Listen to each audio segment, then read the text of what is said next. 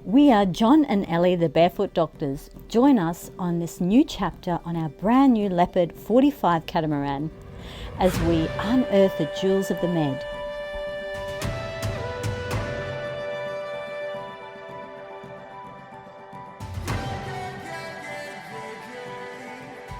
And the world. Because life is better barefoot.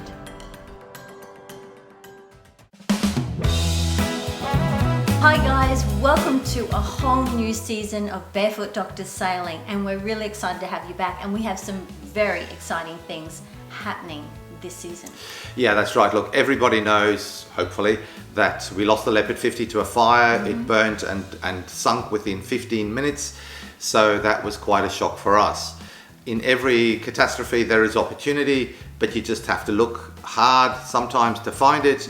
But there was several actually, but one of the specific ones was that gave us the opportunity to reassess the things that we wanted and what we found we still didn't get from the Leopard 50 that we decided were quite important to us. Obviously at that point we were without a boat. To build a new boat of the kind that we wanted was going to take 2 to 3 or 5 years, depending on... And we are getting older. No, we're not. Refuse to admit that. But building a new boat was going to take several years. And Leopard were absolutely fantastic, came to the party with us, got us into the queue for a Leopard 45 that we picked up in April of 2022. We were so grateful for that. We were. And that allowed us to step straight into almost the same plan as we had before. And the plan has always been to use the Leopard 45 for sailing in the Med for 2 to 3 years, while we then look for the boat that we consider to be an ideal cruising boat for us. So let's talk about what we really loved about the Leopards, because there's lots to love. There is, yeah. The Leopards, both the 45 and the 50, absolutely fantastic, comfortable boats. Beautiful boats. They're built very strong, and in my view, the bulkheads and the structure is a lot stronger than the other comparable production boats. Those we shall not mention. That's right. Even in the Leopard 50, there are steel beams across to support the important parts of the boat, which I don't think any of the other boats have. So that is an absolutely fantastic feature. Now, in terms of comfort on board, the front cockpit was a feature we absolutely loved. We've come across people that said they don't really like it. I don't think they've commonly experienced it, because when you're sailing with the front cockpit, there are so many advantages. You walk through the front cockpit to deal with your sails out the front or the anchor. You don't have to walk around the side of the boat. So from a safety perspective in rough weather, it's a huge benefit. And obviously it cat's nice and wide, so you're actually never being close to the edge of the boat. The other features we loved, you can take over. So we did love the fly bridge, or the lounge upstairs. It was such a beautiful added feature, and it's another space to get away from everything, watch the sunset, and it is a gorgeous space. We've used that a lot, but probably not as much as we would have if it had a hard cover that would have given us some shade. So we used it mainly when it was very calm weather, when we were sailing up there, and we've used it obviously a lot for sunsets and when we're at anchor. And it was absolutely glorious. Yeah. It also allows the person in the steering station to talk to people both in the fly bridge and in the cockpit downstairs. So yeah, lovely feature. Great feature. The other absolutely lovely feature that you loved was the lifting platform. So tell us about the lifting platform, Annie. Well, it just had so many benefits. When you compare where you put your dinghy, you lower it down in the water, the dinghy just gently floats either off or onto the platform. You raise it up, the dinghy's nice and attached, and you haven't got rocking and rolling and all that sort of thing. It's just so much more stable than davits, and until you've had that experience, it's really incomparable. As far as ease with shopping, you just drive the dinghy up to the platform, you've got all your shopping loaded into your dinghy, you raise that up, it's at the same level, and you just take it inside. Yeah, it's so easy. And it takes away all that struggle of passing heavy shopping bags, especially when it's from rough. The dinghy to the boat when it's rough. Yeah. And also if there's valuables on board, then it's much safer for that too. So computers, cameras, all that sort of thing. And then obviously you have the leisure of when the dinghy's off and you're at anchor and you're just sitting there and you don't actually want to go for a full swim, or you're just tired and you just want to loll around in the water. You just lower the platform enough to give you a little bit of water. You can sit there with your legs dangling off the edge. Yeah. It's just such a beautiful space. And we love the space. Of course, a Leopard 50, you can, well, even in the 45, there's lots of space, lots of room, but particularly in the 50, there was 4 double cabins with their own ensuite. It was perfect for us. Yeah. So then we reflected on the sort of things that we missed that we did get with the 42-foot Performance Cat. That you built? That I built 20 years ago or so. The features that we really missed, obviously, firstly was the performance and speed, not so much because we want to do 20 knots, although that boat did actually sail at 20 knots with the spinnaker up consistently for 55 miles on one particular passage we did.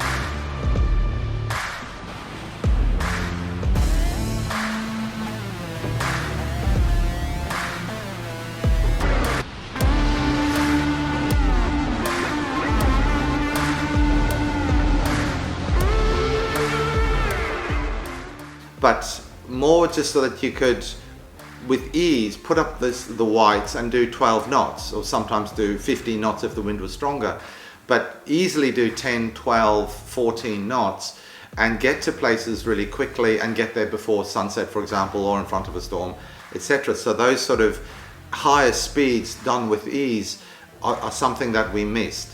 And also timing. If you're timing your passage to make sure you get there before dark, as John said, or to make sure that you're going through coral heads when the sun's in the right place, the timing thing is really important. Now the other thing was, obviously in the 42-foot Cat we could lift the dagger boards and the draft was only 2 foot. We could also put the boat down on the beach. So these two factors meant that if we were in the situation where we were facing a storm, we could actually go up into very shallow water, either just up close to the beach in an open bay and have very good protection from swell, whereas while all the rest of the boats were anchored off in terrible swell and struggling, we would be sitting up in absolutely flat water with complete protection, or up in mangroves or up rivers where we could tie off to trees or the bank and again be completely protected. Gee, we miss that. We do. Being able to sit the boat on its keels is also something which we really enjoyed. In the situation where you have tides of a few meters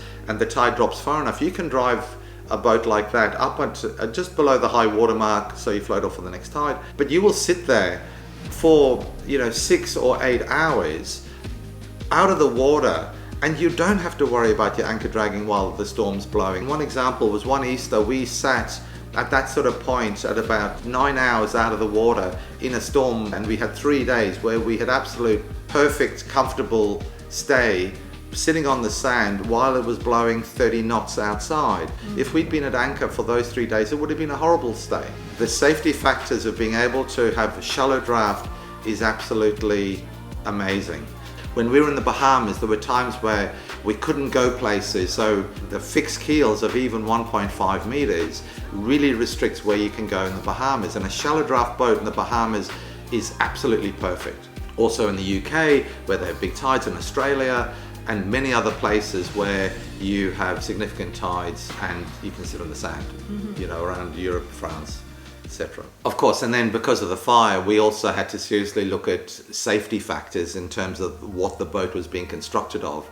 And clearly fiberglass, once it's alight, just burns so furiously because it is fuel, and it burns very fast and very intensely, so it's just self-perpetuating compared to a fire of a wooden boat, which would be much slower and would take some time to lose its structural integrity. And obviously the fire really brought this to light, pardon the pun.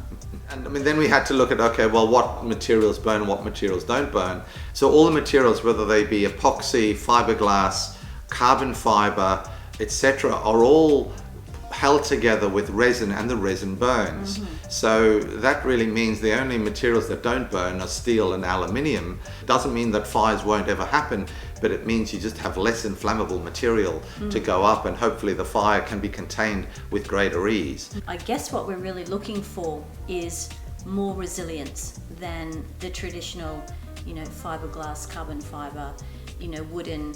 And so what's more resistant, what's more durable, it seems to be the aluminium or the steel boats. And obviously for a performance cat, steel is too heavy, so it really narrows it down to aluminium. The other issue in terms of safety is how resilient are these different materials to hitting reefs or containers, because while I haven't particularly worried about it much at all, Elizabeth is very conscious of the fact that there are containers floating around the seas all the time, and every now and again a boat sails into one, and commonly they sink very fast. The monohulls will sink very fast. We've heard the stories, we've heard it from friends that have witnessed these boats been on a crossing sinking while the boat hit a container, and the person, which was very close to them, was picked up, and that was the end of their yacht and their sailing. But it sunk very quickly. It sunk, in 15-20 minutes. Safety, if you hit a reef or hit a container, is another thing that we wanted to have in our consciousness as we made these decisions about what boats we're going to have. And this is a common myth that needs to be dispelled. Everybody, listen to this, it's very important. Catamarans do sink. This common misconception that catamarans don't sink is obviously proved absolutely false by the boat that Sailing Dauntless renovated, because it hit the reef and it sunk, and there have been many other catamarans that do sink. So catamarans can sink. It all depends on where the holes are in the hull, and if there are enough holes in the hull leading in through the watertight bulkheads, then the boat will go down. Catamarans do sink, and I don't want to be out in the ocean sailing over a container and my boat sinking under my feet. Yeah. Okay, so that's our wish list. So we then had to go through the process of comparing all the performance boats against our wish list, and who had what, and what options did we have. And there's some really fantastic boats out there, and they all have something unique and wonderful that is an outstanding feature.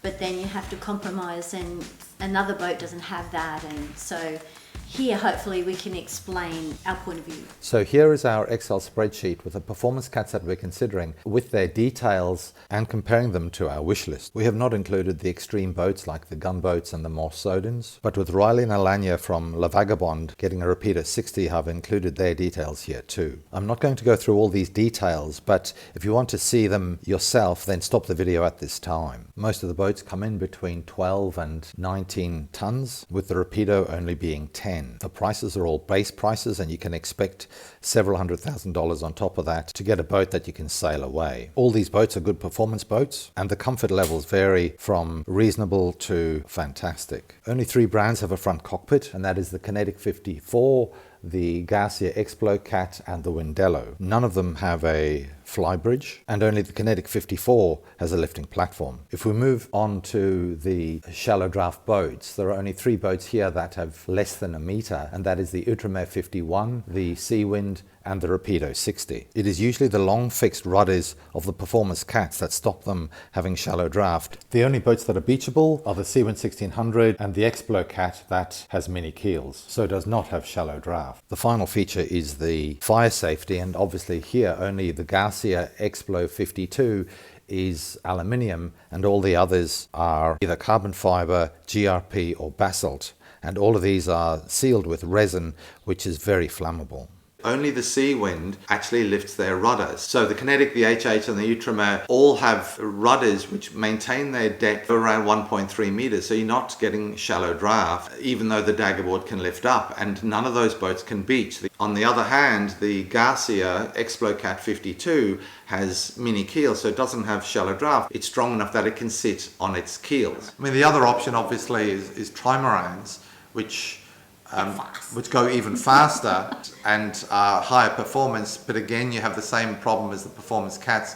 You have to be very careful with the weight carrying capacity, and they are significantly less space on board for living. Again, everything's a compromise.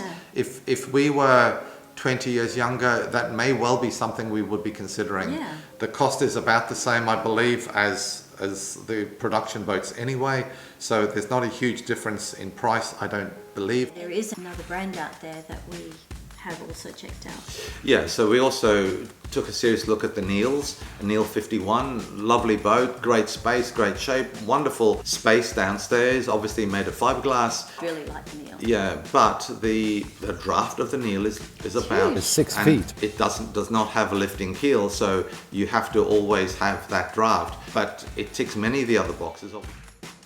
There's no single boat out there that ticks all those boxes that we would like. And while these boats are absolutely fantastic and beautiful, I'm amazingly impressed by all of these performance boats, we still would not get some of the things off our wish list. So we really started to think, well, what can we do about increasing the number of things we can tick off? Because it isn't just that the boats miss one thing, they often miss 2 or 3 things. And obviously because of the fire issue and aluminium, we started to look for aluminium builders and see what they could offer. Garcia Explocat 52 was an obvious example. Were we willing to sacrifice the shallow draft to have the strength of the boat and all the benefits of aluminium, and they tell us it performs well. Well, it certainly seems to tick the safety part of what we're looking for, with the resilience being aluminium and obviously the performance. Yeah, there's other features there that doesn't address.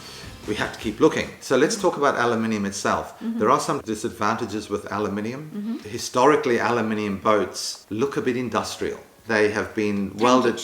Tankish. They look kind of tankish. And that's a bit sad. Aluminium boats are sometimes heavy if they're not built with good engineering planning to reduce the weight, because at the end of the day a performance cat relies on the weight not being too much. So aluminium also, if you are happy to have an aluminium colored boat, it can be just polished, ground down and polished and left as aluminium color, or you can paint it, or you can put in gel coat, whatever you choose to, or you can also put those stickers on them. So whatever you choose can go on. Wraps, that's exactly. Yeah, that's what Garcia use, is wraps, and you wouldn't even know the difference between it being painted and this wrap sticker thing being used. Lovely, and they come in all sorts of different colors, so that's not an issue either. The other advantage with aluminium is that if you have anything needing to be fixed, aluminium welders are present all over the world, and it's very well-known technology. Yeah. It's simple and easy and cheap to repair compared to carbon or the higher tech materials, which are very specialized fields.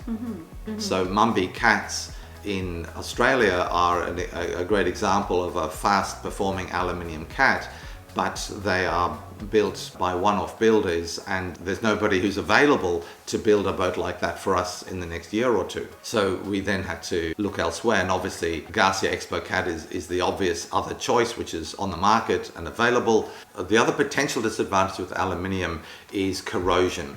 Because we're looking into this, we're learning more and more about the risks of aluminium and how to prevent them. So aluminium is a soft metal, and compared to other metals, there's very few metals that will corrode in preference to aluminium, whereas something like steel and the other materials are much less likely to corrode because zinc and magnesium will corrode faster. So aluminium boats have to have very specific anodes, and also you've got to be very careful to make sure that there isn't electrical leakage from your boat or from your batteries or from your power systems of any kind through the aluminium, because it's a conductor, directly into the salt water. So systems have been developed so any leakage from an aluminium boat of electricity or from any source can be detected, and you can then go through your electrical systems, find that leak before it causes damage to your hulls. We've also had an interesting email from a pilot who lives in Dubai, who is having a 47-foot aluminium catamaran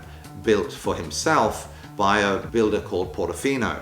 He is suggesting we contact the owner of the yard to find out if the specifications that we have been talking about over all of these months can be done by the Portofino brand in Dubai. So that's kind of interesting, isn't it? Yeah, from what he says, that's really sparked my interest. So let's go ahead and we'll do the tour of Garcia and look at their boat, and we'll get more information from the boat builder in Dubai, find out what their plans are and what they're able to do in terms of our checklist. This chap said that most of the things that were on our wish list were also being built for his boat. So that's very exciting. We need to get more information, and then we'll think about doing a trip to Dubai as well, if that becomes a serious option. So watch this space. Okay guys, so this is the journey. We need to do lots more investigation of the different types of boats, see what's out there, and then we need to decide which way we go. It's very exciting. It is. So we hope you've enjoyed this overview of what we're looking for. The search has never stopped from the moment we lost our 50. In the next episode, we will take you through Garcia's Explocat 52, so that's very exciting. Thanks for watching, guys. Hope you've enjoyed it, and see you next episode. Bye from us. Bye. Thanks for watching, guys. And if you like what we do, show us the love and hit the like button. Then hit the subscribe button and hit the notification bell as well, so you don't miss out on your regular fix. Then kick off your shoes and you can come barefoot with us.